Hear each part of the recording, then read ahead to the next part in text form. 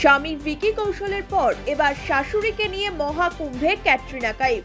ত্রিবেণী সঙ্গমে সারলেন পুণ্য স্নান, তারপরেই ভক্তদের প্রসাদ বিতরণ করলেন বলিউড অভিনেত্রী ক্যাটরিনা।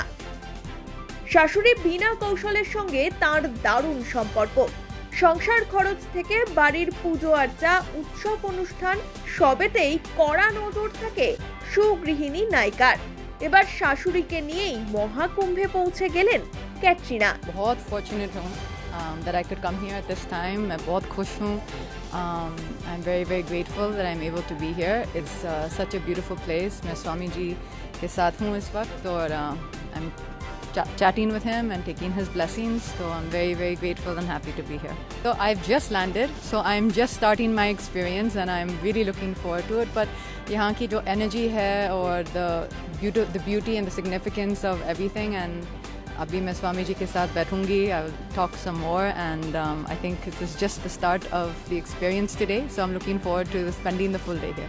24 ফেব্রুয়ারি ক্যাটরিনা কাইফকে দেখা গেল মহাকুম্ভে। সঙ্গে ছিলেন তার শাশুড়ি বীণা কৌশল। ছাবা মুক্তির ঠিক একদিন আগে 13 ফেব্রুয়ারি প্রয়াগরাজে প্রযোজক দীনেশ বিজনের সঙ্গে পৌঁছে গিয়েছিলেন ভিকি কৌশল। সেই সময় ত্রিবেণী সঙ্গমে পুণ্য স্নান সারেন তিনি। তবে সে সময় স্ত্রীকে নিয়ে যাননি তিনি।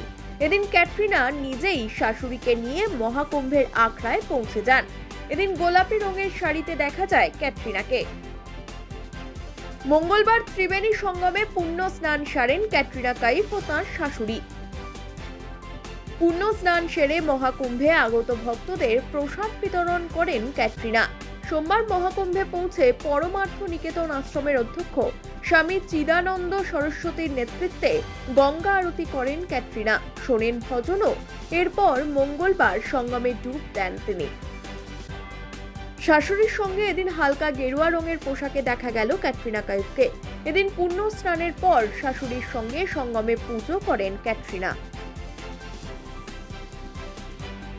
144 বছর পর হওয়া প্রয়াগরাজে মহাকুম্ভের এই যোগ এবার শেষের পথে। সমাপ্ত হতে চলেছে ঐতিহাসিক মহাকুম্ভ মেলা। বাকি আর মাত্র একটি পুণ্য স্নান, যা অনুষ্ঠিত হবে 26 ফেব্রুয়ারি মহাশিবরাত্রির পুণ্য লগ্নে। উত্তরপ্রদেশ সরকারের তথ্য বিভাগের প্রতিবেদন অনুসারে রবিবার পর্যন্ত প্রায় 63 কোটি মানুষের আগমন ঘটেছে মহাকুম্ভে। সব মিলিয়ে এবার রেকর্ড করেছে প্রয়াগরাজের মহাকুম্ভ।